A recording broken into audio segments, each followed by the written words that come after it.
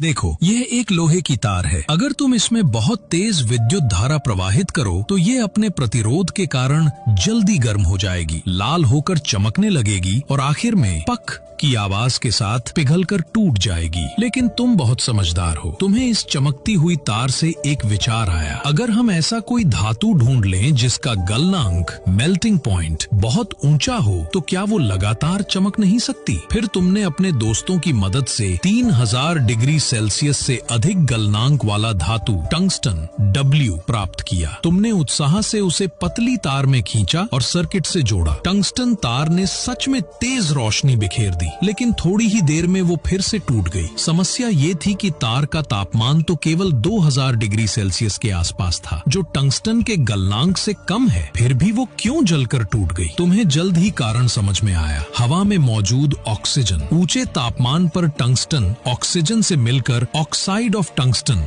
WO3 बनाता है, जो वाष्पित हो जाता है और इससे तार जल्दी ही क्षतिग्रस्त होकर टूट जाती है। फिर तुमने एक और शानदार उपाय सोचा। अगर टंगस्टन तार को कांच के गोले से ढककर उसके अंदर की हवा निकाल दी जाए और फिर उसमें निष्क्रिय गैस जैसे आर्गन या नाइट्रोजन भर दी जाए तो ऑक्सीजन से प्रतिक्रिया ही नहीं होगी। और हुआ भी यही। जब तुमने बिजली प्रवाहित की तो टंगस्टन तार स्थिर उज्जवल रोशनी के साथ चमकती रही। लेकिन एक नई दिक्कत आई। टंगस्टन की तार का प्रतिरोध बहुत कम था, इसलिए उसकी रोशनी पर्याप्त नहीं थी। तब तुमने और चतुराई दिखाई। तुमने तार को और पतला किया और उसे घुमावदार सर्पिल कॉइल रूप में बनाया। इससे उसका प्रतिरोध बढ़ा और रोशनी भी ज्यादा हुई। हालांकि 2500 डिग्री सेल्सियस की सफेद तप्त अवस्था में टंगस्टन मुलायम हो जाता था, इसलिए तुमने उसे सहारा देने के लिए कांच का एक स्तंभ सपोर्ट रॉड बनाया, जिसे तुमने फिलामेंट सपोर्ट या हृदय स्तंभ कहा। ये न केवल बिजली से इंसुलेट था, बल्कि तार को सहारा भी देता था और बल्ब के अंदरूनी हिस्से को पूरी तरह बंद रखता था। इस तरह तुम्हारे बुद्धिमान मस्तिष्क ने बल्ब इनकेंडिसेंट लैंप का आविष्कार किया। और एक जरूरी बात, हमें एक पीसी की जरूरत है और इसमें थोड़ी सी आपकी मदद चाहिए। 5,